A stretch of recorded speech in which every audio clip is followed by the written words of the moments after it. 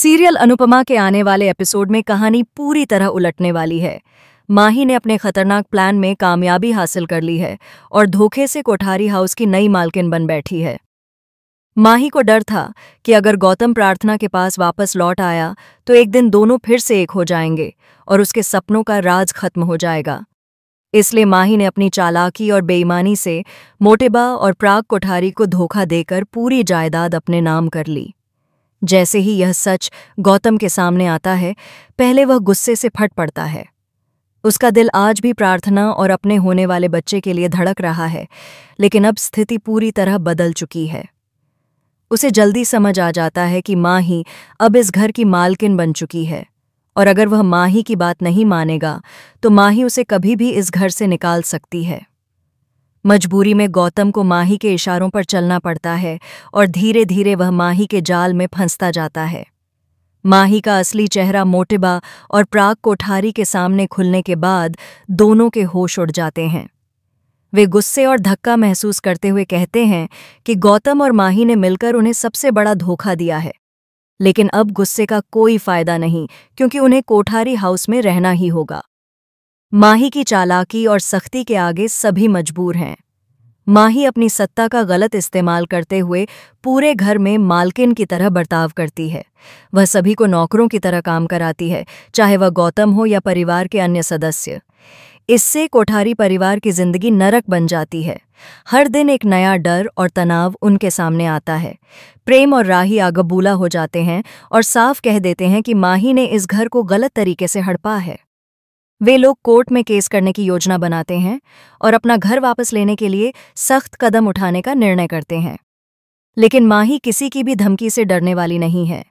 वह अपनी चालाकी, जालसाजी और शक्ति से सबको नियंत्रित करती है। घर में उसका राज इतना मजबूत हो जाता है कि गौतम, प्रेम, राही, मोटेबा और प्राग सभी को उसकी शर्तों पर चलना पड़ता है।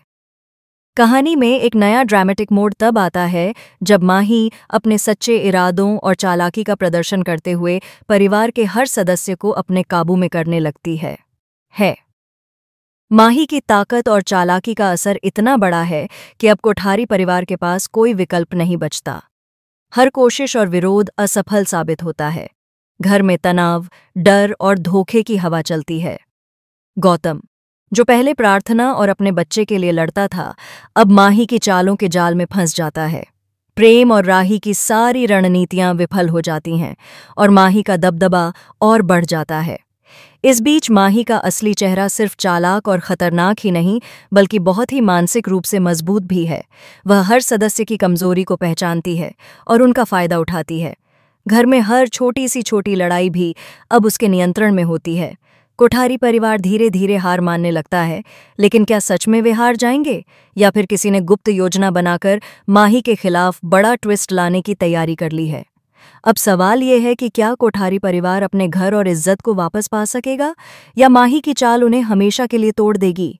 घर में लगातार बढ़ती चुप्पी, डर और तनाव से कहानी में एक नई जंग की शुरुआत हो चुकी है। हर सदस्य को यह समझना होगा कि सिर्फ धैर्य, समझदारी और सही रणनीति से ही माही के जाल से बाहर निकला जा सकता है। आने वाले एपिसोड में दर्शक देखेंगे कि माही की चालाकी, उसकी सत्ता और परिवार पर उसका नियंत्रण कितना बढ़ता है।